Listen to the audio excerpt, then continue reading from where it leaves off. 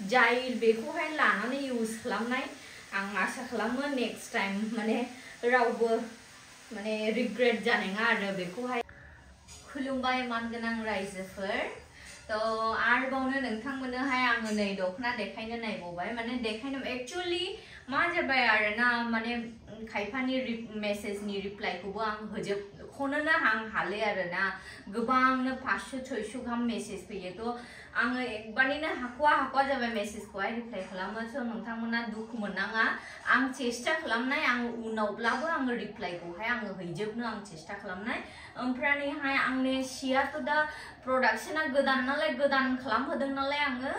बारा दिहुननो हायाखै आरो बारा हानो हायाखै दाबोनो तो बिनि जुनैनो हास्लाबनायावहाय ओरैबादि माने डिमान्डआ एसे बांसिन जादों आरोना डिमान्डफ्रा किछु सिफोरनि डिमान्डआ तो बियावनो हास्लाबनायावहाय आङो किछु सिफोरखौहाय हलसेलनिफ्राय दाहार लायनांलायबाय आरो आङो हलसेलनिफ्राय एसे थिखांहैनांबाय उफाय गैया माबानानैहाय दा नोंथांमोननो आङो देखायनो नागिरदों नै बेवहाय आङो किछु सिफोर कालारा ओरैबादि मोजां आरो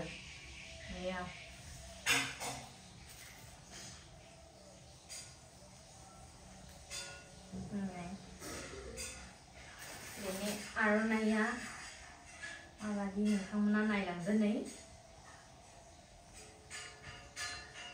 इसिबां हाई क्वालिटीनि नङा बेयो ओमफ्राय जों दाग्रायाबा बांसिन क्वालिटी मोनगोन आरोना खुन्दुङा इसिबां हाई क्वालिटी नङैखाय आं रेफारबो खालामबादों खिन्थु नुनायाव बिराद मोजां नुयो नै बेखौ आं केमेरा लादोंबाबो बुंखाबाय डाइरेक्ट इसिबां हाई क्वालिटी नङा खिन्थु नायनो बिराद मोजां होनब्लाबो नायनोहाय बिरादनो मोजां आरो तो क्वालिटी खुन्दुं होयोब्ला बांसिन आं चेष्टा खालामोन आरो आं जेखौहाय आं जे प्रडाक्शन खालामहोगोन बेखौहाय आङो बेनिस्लायबो एसे मोजांसिन दामि क्वालिटीनिखौ आं बानायहोनोहाय आङो माबादों तो बेयो एसे बेलेगनिफ्रायसो लायनांथ'बायना आङो दा साप्लाइ माने होथ'नो हायाखै आरो होथ्र'नो हायाखै गोबांनि मानसिफोरनि अर्डार जाबायना बेखायनो बेवहाय गाहायावहाय बे मा होनो पार्पल कालारनियावहाय आरोना बे कालार दङ नै लिमिटेडल'सै नै बेफोर लिमिटेड बारा गोबां गैखाया एकदमनो दिहुननो हाया ना थाबनो हानो हाया तो बिनि जुनैनो एसे देरि जायो ओमफ्राय मोनलाया आब' फाटखौ देखायदो नोंना फाटा आरो नै बेखौ आं दानो दिन्थिनायसै बेयो आंनि फाट दै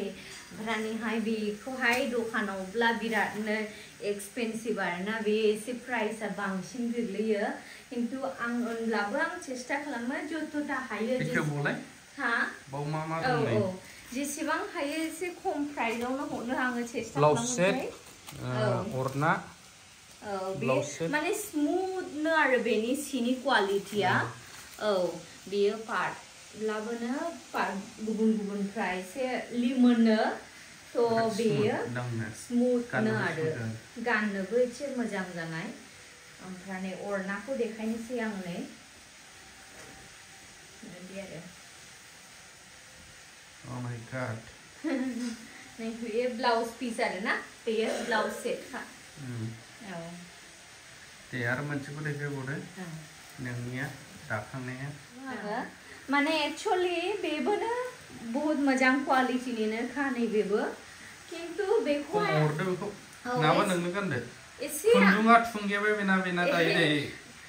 माने जोमग्रायानो गैला फास्राया जाहैजोबासै जानाया खिन्थु आं लाथ'ले आरो दासान्दि आं लाथ'ले बेखौहाय सोरबाफोर जुदि मोजां मोनोब्ला मोजां मोनोब्ला बिहरना बेनो माने जोमग्रायानो जायाखै आरो जायाखै माने खुन्दुङानो जोमग्राखौ आजिखालि बेलेगबो लादेरनो गोबां मनिपुरिनो मानो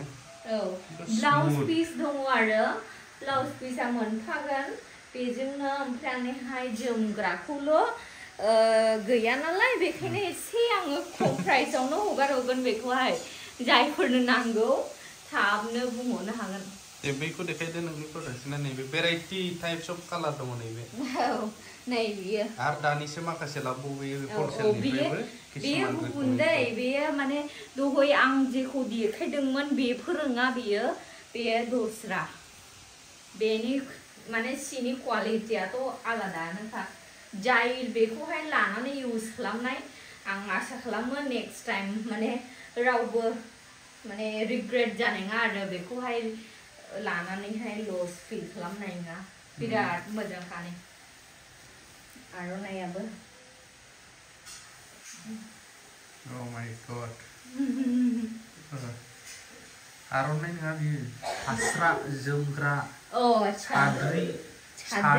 छाद्रि जोमग्रा ओरना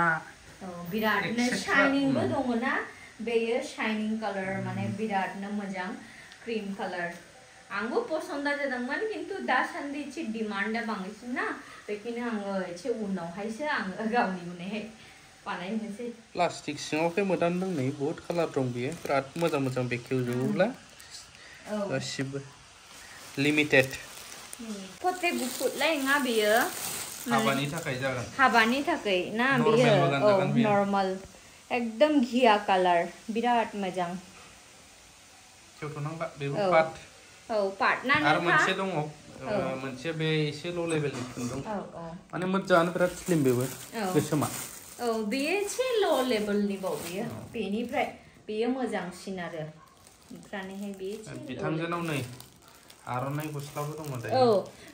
ओमफ्रायहाय नैबे आर'नाइ गस्लाखौ आं दिन्थिनि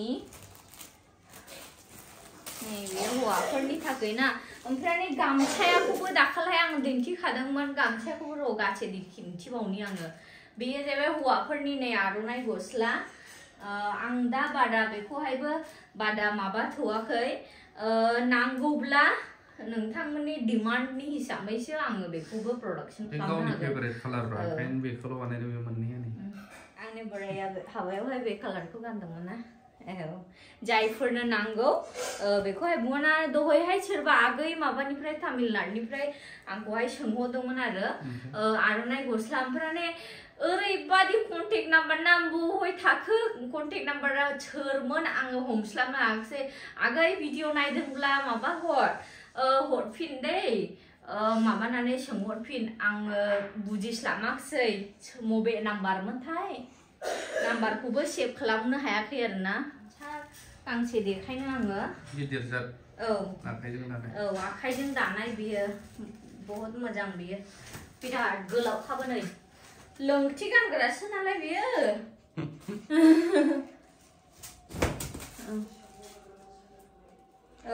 बैसागुआवहाय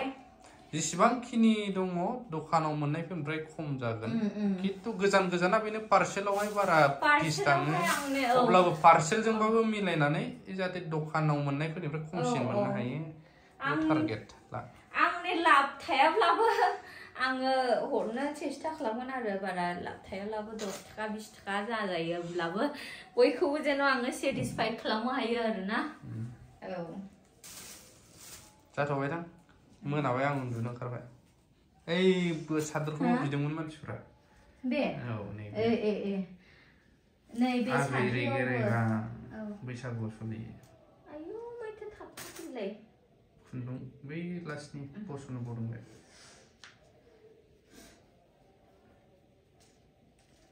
बे आर'नाइखौबो आर'नाइ नङा आर'नाइलायनो फास्रा बैसागुआवहाय मोसानोहाय आगैमोन सिख्लाफोर जायनो नांगौ बिहरनो हानाय बेखौबो गोबाङा हलसेल सोंहरदों बेनावहाय आं नुदों आं मेसेज नायफादोंना हलसेल हाया बे दायो गावनो हाया गावनो बेलेगनिसो लायफाबावदों नै हलसेलावहाय हास्लामियावहाय मालायनिफ्रायसो लायनांगौ जाबावबाय आङो थ' चेष्टा खालामनाय आबौमोन आङो माने एसे प्रडाक्शना जेब्ला बारा जागोन बे समावहाय आङो चेष्टा खालामनाय हलसेलावबो हरनोहाय नाजागोन आङो दे सोर नांगौ कन्टेक्टआ होखानाय दङ दोनथ'बाय